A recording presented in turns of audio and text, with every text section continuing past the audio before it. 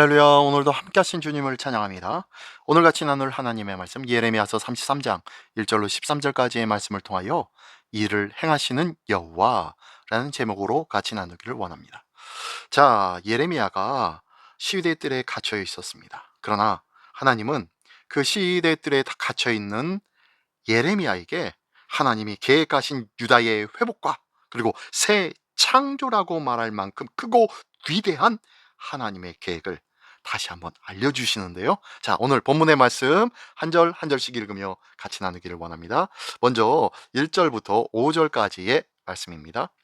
예레미야가 아직 시위대 뜰에 갇혀 있을 때에 여호와의 말씀이 그에게 두 번째 임하니라. 이르시되 이를 행하시는 여호와, 그것을 만들어 성취하시는 여호와, 그의 이름을 여호와라 하는 이가 이같이 이르시도다. 너는 내게 부르짖으라. 내가 내게 응답하겠고 네가 알지 못하는 크고 은밀한 비밀을 내게 보이리라. 이스라엘의 하나님 여호와께서 말씀하시니라.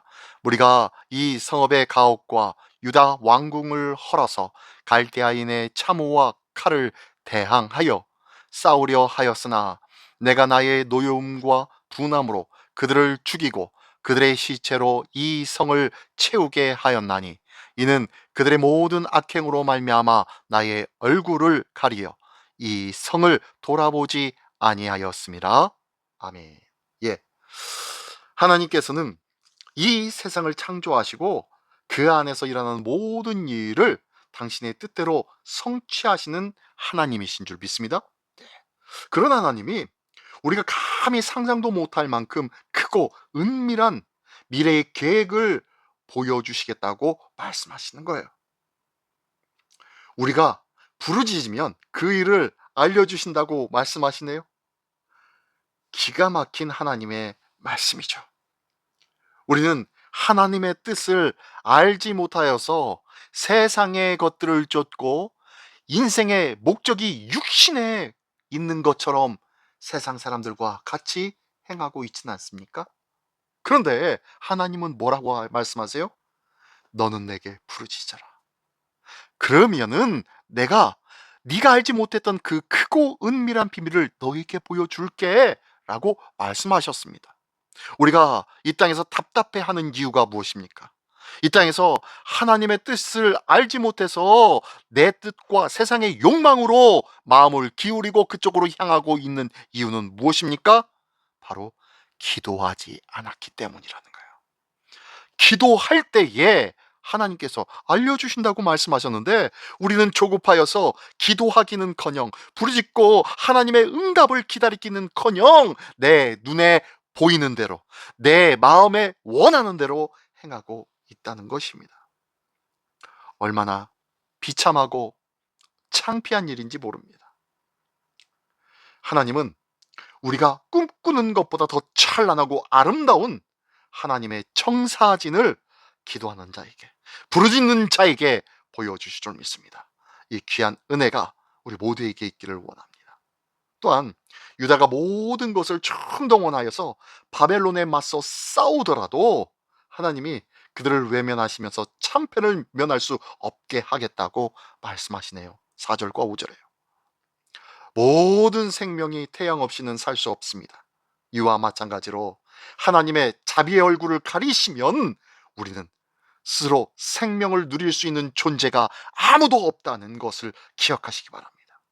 하나님이 우리 편이 되시고 우리를 주목하시며 자비를 베푸시는 것, 그것이 가장 큰 은혜와 축복이라는 것 기억하십시오. 하나님의 거룩한 얼굴에 비추임 받는 하나님의 불꽃 같은 눈으로 나를 감찰하여 주시는 그 삶이 은혜요 축복의 삶을 누리는 자라는 것을 꼭 기억하십시오. 그 놀라운 하나님의 은혜를 받아 누리는 우리 모두가 되시기를 예수님의 이름으로 축원합니다. 계속 볼까요? 6절부터 13절까지의 말씀입니다. 그러나 보라, 내가 이 성읍을 치료하며 고쳐 낫게 하고 평안과 진실이 풍성함을 그들에게 나타낼 것이며 내가 유다의 포로와 이스라엘의 포로를 돌아오게 하여 그들을 처음과 같이 세울 것이며 내가 그들을 내게 범한 그 모든 죄악에서 정하게 하며 그들이 내게 범하며 행한 모든 죄악을 사할 것이라. 이 성읍이 세계 열방 앞에서 나의 기쁜 이름이 될 것이며 찬송과 영광이 될 것이요, 그들은 내가 이 백성에게 베푼 모든 복을 들을 것이요, 내가 이 성읍에 베푼 모든 복과 모든 평안으로 말미암아 두려워하며 떨리라. 여호와께서 이와 같이 말씀하시니라. 너희가 가리켜 말하기를 황폐하여 사람이 없고 짐승도 없다 하던 여기 곧 황폐하여 사람도 없고 주민도 없고 짐승도 없던 유다 성읍들과 예루살렘 거리에서 즐거워하는 소리, 기뻐하는 소리, 신랑의 소리, 신부의 소리와 및 만군의 여호와께 감사하라, 여호와는 선하시니 그 인자하심이 영원하다 하는 소리와 여호와의 성전에 감사제를 드리는 자들의 소리가 다시 들리리니, 이는 내가 이 땅의 포로를 돌려보내어 지난 날처럼 되게 할 것임이라. 여호와의 말씀이니라. 만군의 여호와께서 이와 같이 말씀하시니라. 황폐하여 사람도 없고 짐승도 없던 이곳과 그 모든 성읍에 다시 목자가 살 곳이 있으리니 그의 양떼를 눕게 할 것이라. 산지 성읍들과 평지 성읍들과 네겝의 성읍들과 베냐민의 땅과 예루살렘 사면과 유다 성읍들에서 양떼가 다시 계수하는 자의 손 아래로 지나리라. 여호와께서 말씀하시니라. 아멘. 아멘. 네, 하나님께서는 자기 백성을 징벌하는 데서 그치지 아니하시고 다시 그들을 치유하여 주시겠다고 말씀하고 계십니다. 이는 단순히 징벌 이전으로의 복귀가 아니라 징벌이 없었다면 결코 이루어지지 않았을 더 나은 상태로 발전시켜 주시겠다고 약속하고 계신 거예요. 기억하십시오. 회복 후의 이스라엘 백성은 열방 앞에서 하나님의 찬송과 영광이 되겠다고 말씀하고 있습니다. 하나님께서는 그들을 기뻐하시고 자랑하실 것이라고 말씀하고 있는 거예요. 그러면서 그 결과 열방이 하나님을 알게 될 것이고 두려워하게 될 것이라고 또한 말씀하고 있습니다. 하나님을 경외하고 하나님이 주시는 복을 온전히 누리는 우리를 통하여서 우리 이웃이, 우리 주변의 모든 민족이 하나님을 알게 되며 하나님을 경외하게 될 것이라고 말씀하고 있는 거예요.